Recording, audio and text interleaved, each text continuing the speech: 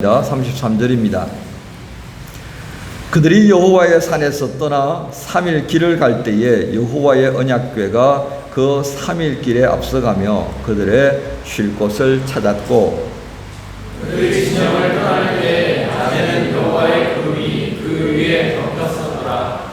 궤가 떠날 때에는 모세가 말하되 여호와여 일어나사 주의 대적들을 흩으시고 주를 미워하는 자가 주 앞에서 도망하게 하소서 하였고, 궤가 쉴 때에는 말하되 여호와여 이스라엘 종족들에게로 돌아오소서 하였더라. 아멘. 오늘 말씀은 앞서가시는 하나님이란 제목으로 함께 말씀 나눕니다. 누군가가 밤하늘을 아마 이렇게 같이 보고 있었던가 봅니다. 그때 이렇게 질문을 합니다.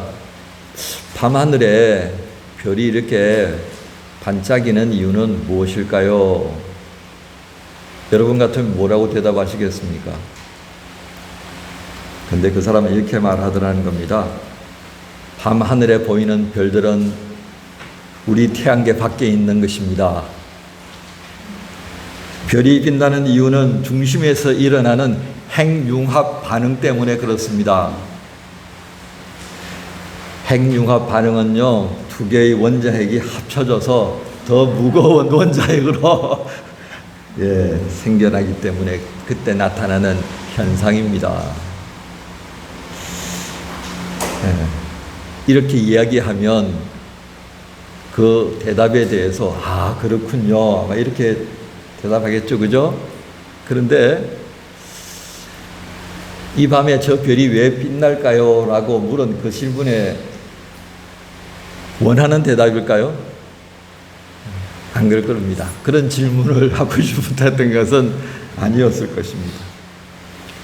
만약에 어떤 사람이 이렇게 대답해 준다면 좀 더 마음이 흡족하지 않았을까 하는 마음이 드는데요.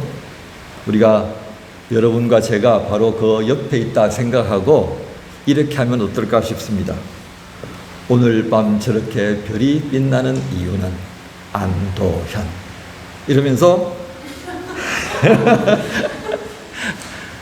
하염없이 흘러가는 강물 위에도, 달리는 자동차의 안테나 끝에도, 쉬지 않고 돌아가는 공장의 기계 소리 옆에도 우리가 바라보는 만큼 별은 빛나는 것. 걸어온 길보다 더 많은 길을 걸어가야 할 그대와 나 가슴 깊은 곳에도.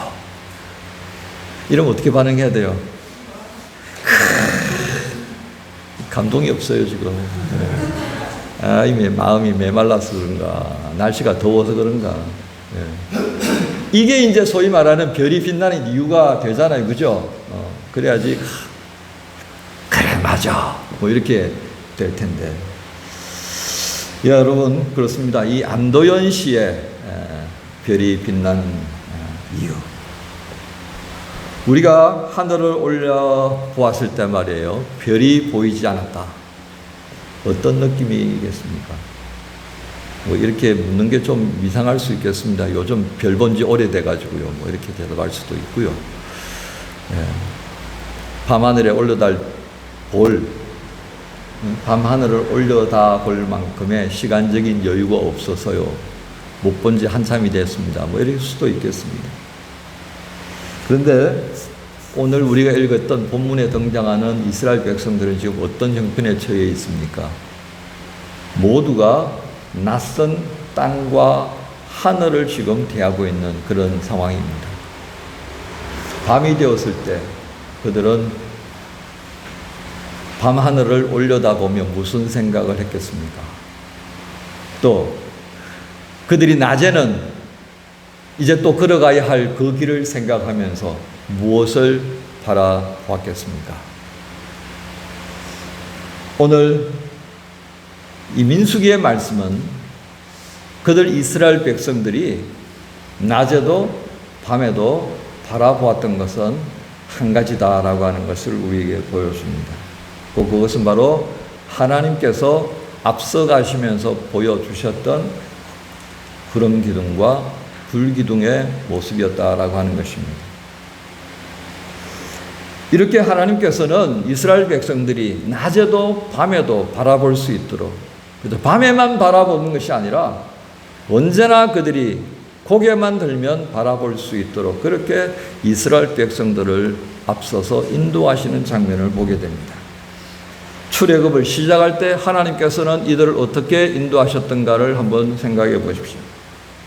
출애굽을 시작하실 때 하나님은 이스라엘 백성들의 앞길을 인도하시면서 구름 기둥과 불 기둥으로 이끌어 내셨음을 보여주십니다. 출애굽기 13장 21절부터 22절에 고성 형제는 내 기도에 빠지지, 내 설교에 빠지지 마요.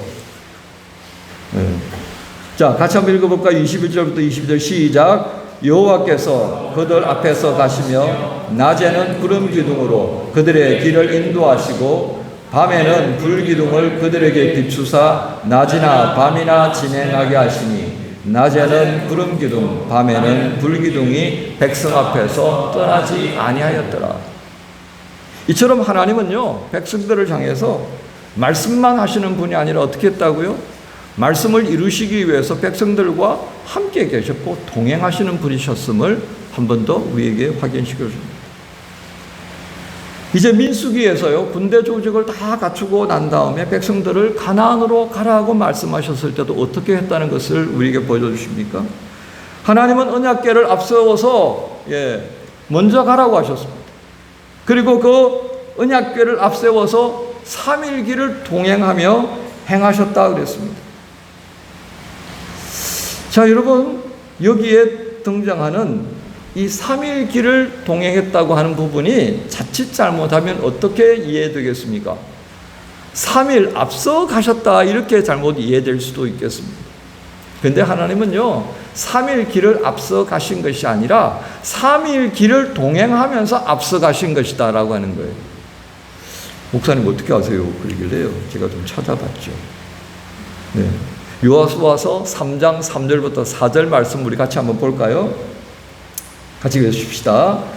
백성에게 명령하여 이르되 너희는 레위 사람 제사장들이 너희 하나님 여호와의 언약궤 매는 것을 보거든 너희가 있는 곳을 떠나 그 뒤를 따르라. 그러나 너희와 그 사이 거리가 2000규빗점 되게 하고 그것에 가까이 하지는 말라. 그리하면 너희가 행할 길을 알리니 너희가 이전에 이 길을 지나보지 못하였음이라 하니라. 제가 언젠가 이 부분을 아마 설교하면서 저도 3일 길을 앞서갔다 이렇게 아마 표현한 적이 있을 것 같아요. 그건 오류입니다.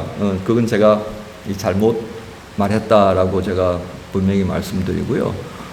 성경의 말씀들을 보면 3일 길을 앞서가는 것이 아니라 3일 길을 동행하면서 대략 어느 정도 앞서가셨다고요? 한 1km 정도입니다.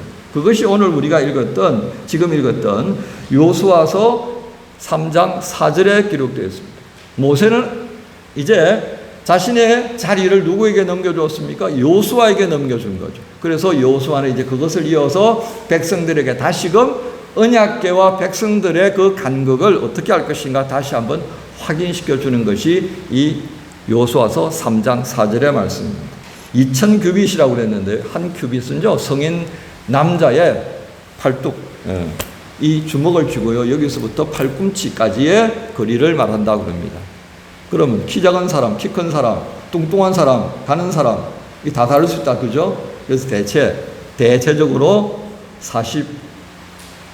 5.6cm 정도로 그렇게 규정을 했다고 합니다. 그래서 그렇게 해보니까 대략 912m, 1km 정도 거리를 두고서 하나님께서 앞서 가셨다라고 하는 것입니다. 자, 그렇다면 이 1km를 언약궤를 앞세워서 가시면서 백성들은 어떻게 갔다고요? 3일 길을 이 인도하시는 하나님과 함께 동행했다라고 하는 것을 우리가 보는데요. 그렇다면 이 3일 길의 의미가 뭘까요? 3일 길. 3일. 성경에 이 3일이라고 하는 것이 좀 있어요. 그죠? 우리가 이 3일이라고 하는 단어보다도 이 성경은요, 사흘이라는 표현을 써요. 사흘. 그렇게 보니까 출애굽기 3장 18절에 이렇게 되어 있어요. 그들이 내 말을 들으리니 너는 그들의 장로들과 함께 애굽 왕에게 이르기를 히브리 사람의 하나님 여호와께서 우리에게 임하셨은즉 우리가 우리 하나님 여호와께 제사를 드리려 하오니 얼마쯤요? 사흘길쯤 광야로 가도록 허락하소서 하라고 말씀하셨습니다. 자, 이 의미하고요, 이 사흘. 그 다음에 15장 22절에 모세가 홍해에서 이스라엘을 인도하며 그들이 나와서 수르 광야로 들어가서 거기서 사흘 길을 걸었으나 물을 얻지 못하고. 여러분, 여기서 공통적으로 느껴지는 이 어감이 어떤 것일까요? 어떤 어감으로 와닿아요? 뭐 애게게? 3일? 이렇습니까? 와, 3일씩이나 이렇습니까? 전자요, 후자요? 모르겠어요? 생각하고 싶지 않아요? 우리 정서예요. 이 말은 아주 완전히 지나가 버렸다. 아주 먼 시간이 되어버렸다. 그래요. 사흘 전에 있었던 그 일은 우리가 이제 돌이킬 수 없는 것이다 라는 의미를 담고 있다는 겁니다.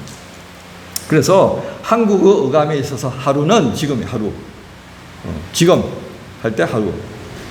그런데 사흘이라면 그 일어났던 일이요 하룻밤을 지나고 또 하루가 지났다는 말이에요. 그러면 이건 뭐예요?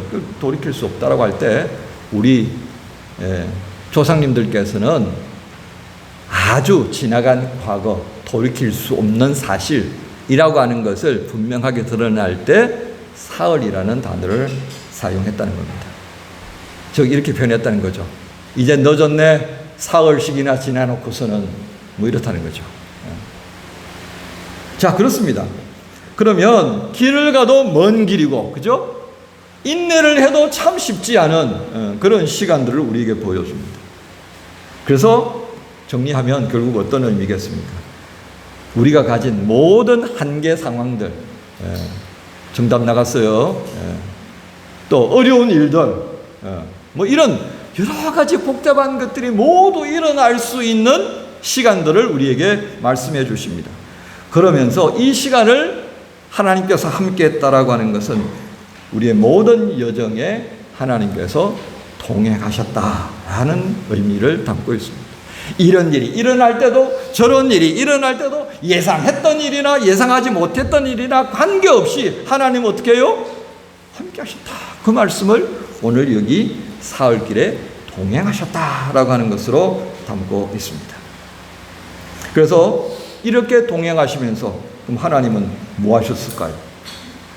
민수기 10장 33절에 이렇게 모세가 증거하는 것을 보여줍니다. 함께 읽을까요? 시작. 그들이 없어요? 33절? 그래요? 그러면 제가 읽을게요. 그들이 여호와의 산에서 떠나 3일 길을 갈 때에 여호와의 언약궤가 그 3일 길에 앞서가며 그들의 쉴 곳을 찾았고. 하나님 뭐 하려고? 심심해서? 그게 아니라 우리들의 쉴 곳을 먼저 찾아서 이렇게 앞서 가셨다는 겁니다. 그러니까 이 모습을 보니까 뭐와 같은 느낌이 드세요? 뭐와 같은 느낌이 드세요? 이 가정을 가지고 있는 아버지들, 두 아버지, 새 아버지구나, 새 아버지. 새 아버지는 이 느낌이 올 거야. 아침부터 나가서 저녁 때까지 일을 하는 이유가 뭐예요?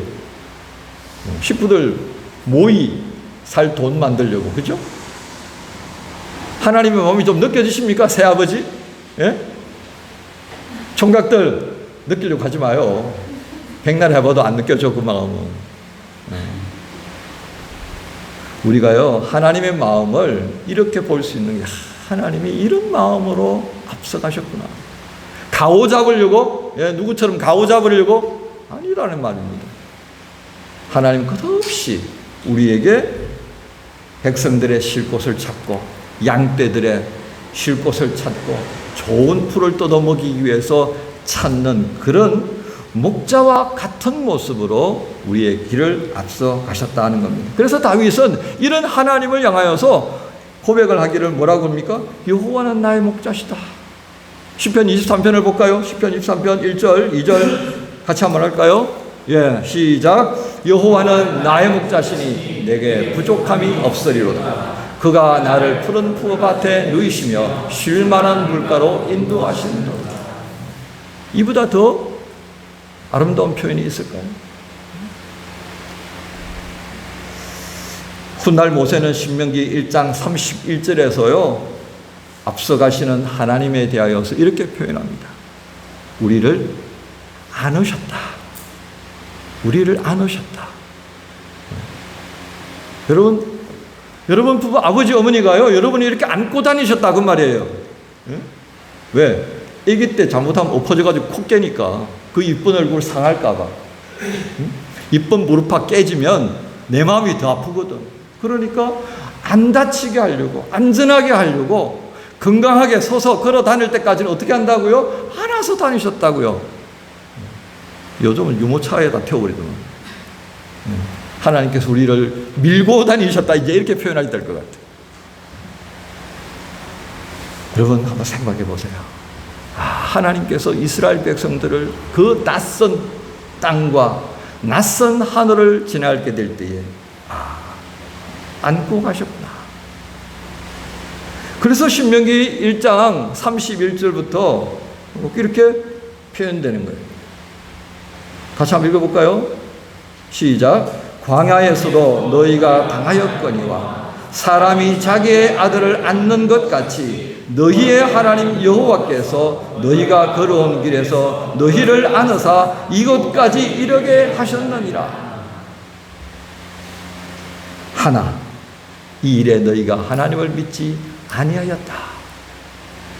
하나님께서 얼마나 마음이 기가 막히셨으면 내가 이렇게 너희를 안아서 이렇게 데리고 왔는데 그런데 이게 웬일이니? 그렇게 말씀하시는 거예요.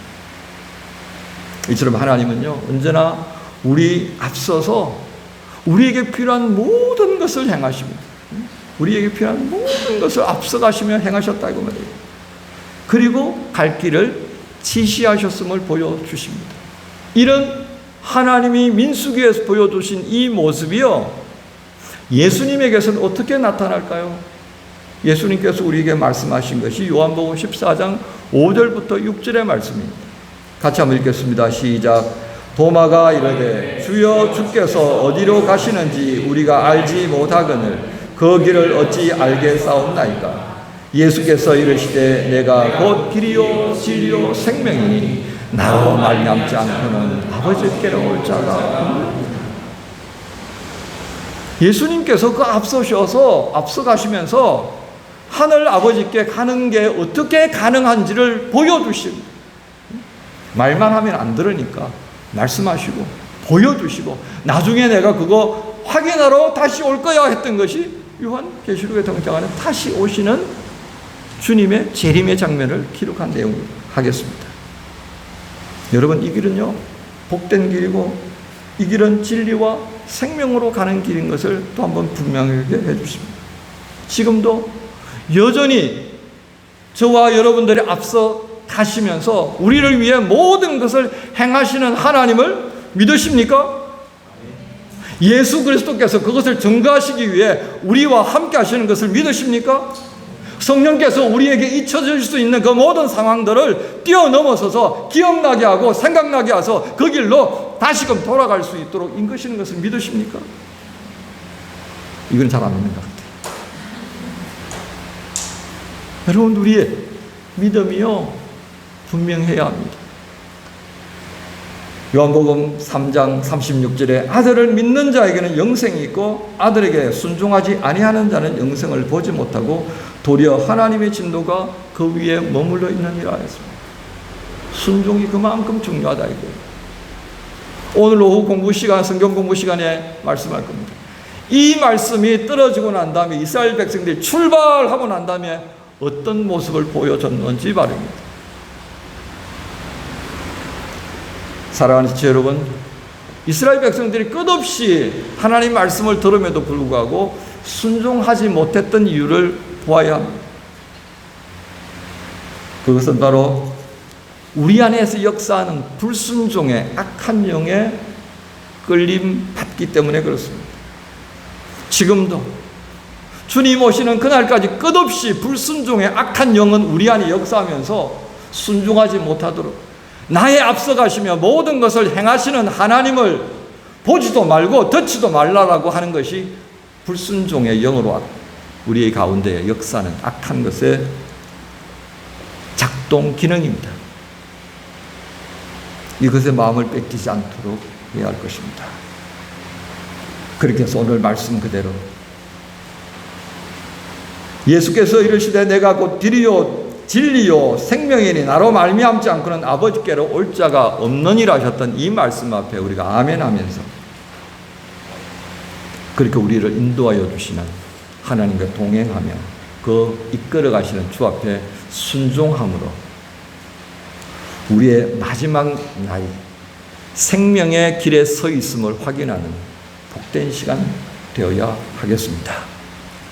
8월 셋째 주일을 맞이하고 함께 예배하면서 또 한 주간에 어떻게 살아야 할 것인가 다짐하는 우리 지체 한 사람 한 사람 모두에게 앞서가시는 이 주님과 함께 동행하는 복된 한 주간 되시기를 예수 그리스도 이름으로 축복합니다.